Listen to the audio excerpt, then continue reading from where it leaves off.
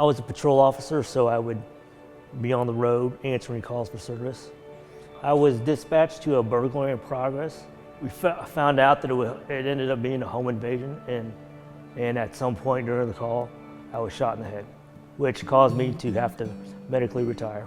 Day after Thanksgiving last year, I started having real sharp pains in my lower abdomen, and long story short, I went in, and the reason my blood sugar was up, because they did a CAT scan, and I have stage 4 now, pancreatic cancer. Unfortunately, in 2015 of April, I was assigned to a family friend of mine, colleague, a detective with Lee Summit, and when I was reassigned to the family, it was to take care of his wife and kids while he was recovering in the hospital. During that time, I saw a financial need, a financial strain that the family was going through while Josh was recovering. I didn't want them to fail financially, and that's what Answering the Call does. There has to be a foundation, there has to be an organization that steps in during these times of need for our first responders, that puts so much on the line for us every single day that we can step in during their time of need and start to financially aid them. Answering the Call helped ease the financial burden on me and my family. We were able to purchase a new car so Tom could get in and out of the vehicle a lot easier than the car that we had. Without having Answering the Call help us out financially, I may not have been able to take off the time that I needed to be with him for therapy.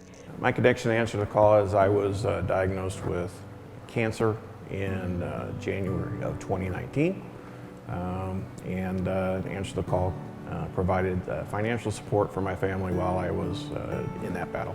You're there with this scary diagnosis and you don't know how much time you've got. And in the meantime, you've still got all your bills coming in. So, Answering the Call, helped me out a couple times.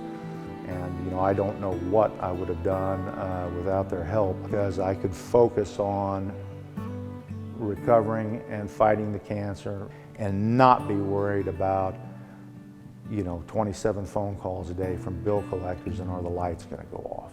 When we have a first responder who has a severe injury or illness, duty or non-duty related, then we step in within a day or two and start to financially aid that first responder, their family.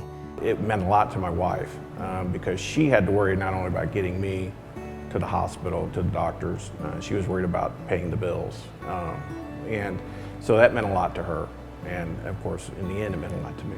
I learned about Answering the Call whenever we had 2 officers that came down with cancer in January of 2019 at the same time. Whenever I reached out to the foundation, Ron was there at our police department within 2 days and put a check in my hand so that way I could give it to the officers that went down, which was extremely helpful, especially in the time of need that they were in. Our first responders run out every single day, and they're there at a moment's notice for us, the community of Kansas City. And they answer our call every single day. This is the community's way of stepping in and answering their call. A couple of years ago, we had an officer who was tragically shot in the line of duty, and it was pretty severe. But thankfully, Ronnie Dumet, Detective Dumet, arrived at the hospital to just provide some support and just to be there for us. It was extremely difficult for me going through this because I'm the one that's usually out there helping.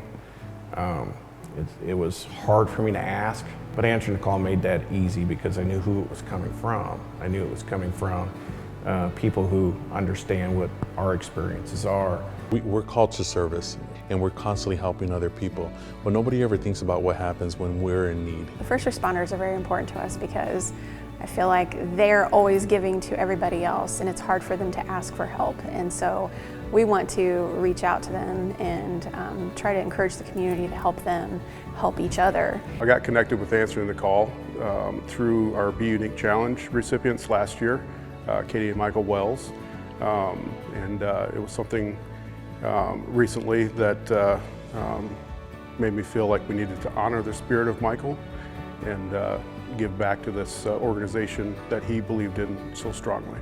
We step in as a resource to help. That's all it is. We're just there to help. And with that comes a check. And that's where those donations are so critical to us. Every little dollar helps. I would encourage people to donate to Answering the Call because with the experience we've had, it was just a matter of, hey, we're here to help, and they did. It's so important that when people are so giving of their money, that they know exactly where all of that is going.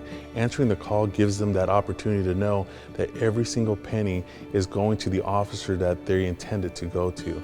That's huge. Just being able to step in whenever your world falls apart, and knowing that there's somebody there that cares and that's going to help take care of some of those things, those worries that you have, so that you can put your time and effort and focus on helping your loved one get better.